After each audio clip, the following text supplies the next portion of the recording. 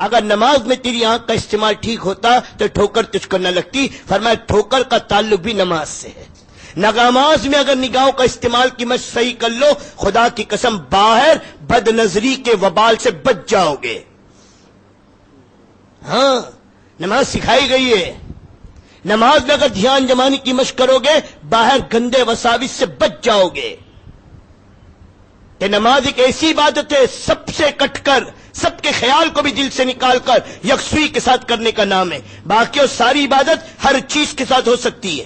روزے کی حالت میں کھانا پکا بھی سکتا ہے، بیچ بھی سکتا ہے، کما بھی سکتا ہے، میرے دوستو سو بھی سکتا ہے، چل بھی سکتا ہے، جاگ بھی سکتا ہے، سب کر سکتا ہے. حج میں اور میرے دوستو زکات میں سارے عمل میں آتے، لیکن نماز میں اللہ اکبر کہہ کے ہاتھ باندھنے سے لے کر سلام پھیرنے تک اب کسی کے سلام کا جواب بھی نہیں دے سکتا. اب سب سے کٹ کر رب کے سامنے 5 مرتبہ بلا کے مشق کرائی گئی کہ اپنی زندگی کی ترتیب کو صحیح کرو، اپنی زندگی کی نماز والی ترتیب پر لاؤ. جو نماز امت کا 95% طبقہ، اکثریت عورتیں، اکثریت مرد، اکثریت جوان، اکثریت اسکول اور کالج، اکثریت میرے دوستوں کمانے کھانے والے، آج میرے دوستوں نماز ایک پرائیویٹ چیز بن گئی ہے. ہاں آج مسلمان کے بعد نماز کون سی ہے کہ 8 کی، کھاٹ کی، 360 کی. ہاں جمعہ کی. بہت سے کہ صاحب جمعہ کی پابندی، اللہ کا فضل، کبھی نہیں چھوٹی جمعہ. 1 گھنٹہ پہلے سے مسجد میں پہنچتے ہیں. اور نہیں تو کھاٹ کی، کوئی مر گیا تو اس کی جنازے کی نماز میں شریک ہو گئے. اور نہیں تو 360 کی تو ہے ہی. ہاں عید کی 2 نمازیں سال میں 2 مرتبہ. آج امت کے پاس میرے دوستوں، بلکہ آج کئی ایسے ملیں گے آپ کو بستیوں میں جن کو عید کی نماز بھی نصیب نہیں ہے. عید کی نماز بھی. اس سے بڑی امت کی بدقسمتی اور کیا ہو سکتی ہے؟ اس سے بڑھ کر امت کی بربادی اور کیا ہو سکتی ہے؟ پھر رونا رویا جا رہا ہے کوئی ہماری نہیں سنتا، پھر رونا رویا جا رہا ہے کہیں ہماری نہیں چلتی، پھر رونا رویا جا رہا ہے کوئی ہمیں نہیں پوچھتا، ہر جگہ سے دھتکارے جا رہے ہیں. میرے دوستو یہ دھتکار نہیں ہے، یہ ہمارے اعمال کا ریئیکشن ہے. جیسے ہم اللہ کے دین کے ساتھ معاملہ کریں گے اللہ ایسے ہمارے ساتھ معاملہ کرے گا. جب اللہ کے اوامر کو ذبح کرنے کا ہمیں درد نہ ہوگا، اس زمین اور آسمان میں ہمارے ذبح کرنے کا آسمانوں پہ بھی درد نہ ہوگا. جب اعمال اور صفات والی زندگی تھی میرے دوستو، ایک کی موت پہ اللہ کا عرش ہلتا تھا. ایک کولی کے اندر اتنی طاقت تھی کہ اس کی 2 رکعت نماز اور ہاتھ اٹھا کے دعا مانگنا چوتھے آسمان کے فرشتے کو زمین پر لاتا تھا. آج 30 لاکھ آدمی بیت اللہ کا پردہ پکڑ کر اللہ سے دعا مانگ رہا ہے اور اللہ کا غیبی نظام حرکت میں نہیں آ رہا. کیا بات تھی؟ کل تک امت کا کولی میں اتنی اندر اللہ سے تعلق تھا، آج 30 لاکھ حاجی بیت اللہ کا پردہ پکڑ کر امت کے لیے فیصلے نہیں کروا پا رہا ہے. ابھی عمرے میں رمضان میں پورا بھرا ہوا حرم، کیوں دعائیں نہیں مانگی ہوگی؟ رویا نہیں ہوگا؟ مانگے نہیں ہوں گے؟ کیوں اللہ کی مدد نہیں آ رہی؟ کیوں اللہ کا غیبی نظام حرکت نہیں آ رہا ہے؟ کہ فیشن اور شوق کی چیز بنی ہوئی ہے. زندگی اندر کی خالی کھوکھلی ہوگی، خدا کی قسم کامل سے کچھ نہیں ہونے پا. پھر آج جو نماز پڑھ لیں کیا ان کو یقین ہے کہ میری نماز سے کام بنے گی؟ اور کولی آواز لگا رہا من یجیب المضطر اذا دعا، صرف اتنا ہی پڑھا ہے اس نے، اور چوتھے آسمان کا فرشتہ زمین پر آ گیا. یہ امت کا کولی وہ اللہ سے ایسا تعلق رکھنے والا تھا. یہ امت کی عورت ام صاحب رضی اللہ تعالیٰ عنہ، اس کی دعا ہے میرے دوستو بزرگوں کہ مردہ زندہ کرا دیا. ہاں امت کی عورت گھر میں رکھی ہوئی چکی میرے دوستو چلوا دی. امت کی عورت آسمان سے پانی کے دسترخوان پر میرے دوستو پانی کا ڈول اتروا لیا. جب اللہ سے تعلق تھا امت کا. آج میرے دوستو بزرگوں ذرا سی مسئلہ حل کروا کے دکھا دے، ذرا سی ذلت کو عزت سے بدلوا کر دکھا دے. جب اعمال سے امت کٹی ہے، اللہ سے تعلق ٹوٹا ہے، اندر کی مایا اجڑی ہے، سب کچھ کے ہوتے ہیں میرے دوستو بزرگوں. آج قرآن سب سے زیادہ آج موجود، قرآن کی جتنی تفسیریں آج موجود ہے، جتنا انٹرنیٹ پر، جتنا دنیا کے اندر نالج کے اعتبار سے آج جتنا دین ہے، خدا کی قسم اتنا دین کسی دور میں کبھی نہیں رہا.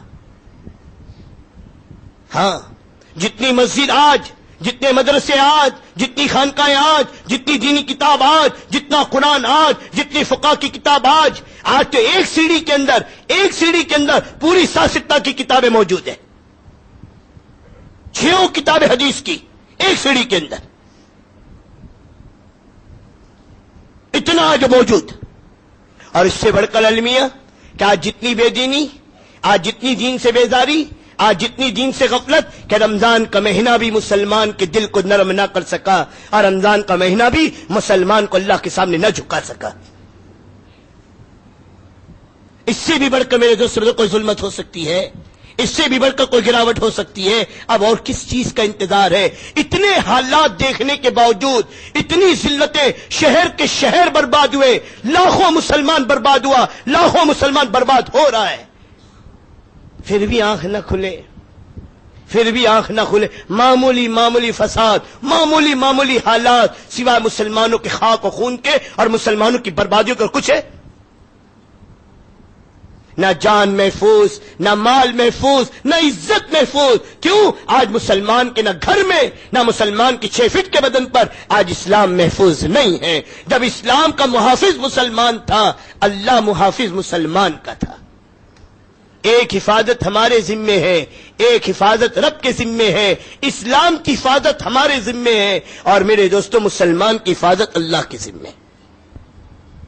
اسی کو کہا حضور صلی اللہ علیہ وسلم نے، عبداللہ تو اللہ کے اوامر کی حفاظت کر، اللہ کو اپنی حفاظت میں پائے گا۔ ان تنصروا اللہ ینصرکم، کہ تم میرے دین کی مدد کرو میں تمہاری مدد کروں گا۔ ایاک نعبد و ایاک نستعین، کہ تم میری بندگی کرو پھر مجھ سے مدد چاہو۔